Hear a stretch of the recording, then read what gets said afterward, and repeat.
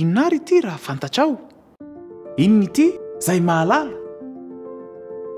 Voatsinapy ity, tena kely bilitika.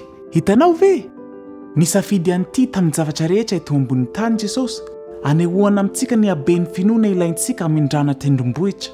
Tsy nisafidy zavatra engeza toy ny hazo na vato izy, ary tsy niteny izy hoe raha manana finoana toy ny tendrombohitra ianareo dia afaka mamindra voatsinapy. Fa kosa raha manana finoana toy ny voatsinapy ianareo dia afaka mamindra tendrombohitra.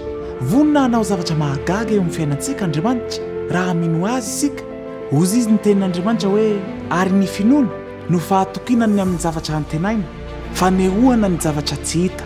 Ny finoana dia ny fahatokiana fa hanao izay lazainy Andriamanitra. Ny teny izy fa hanao zavatra, mino azy ve ianao? Nanome toky ao amin'ny teniny izy, matoky azy ve ianao? Ozy izy Jesosy hoe manana finoana an'Andriamanitra ianareo.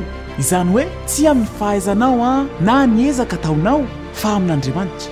Aza asarotina ny finoana, minoa fotsiny ihany fa mahatoky izy.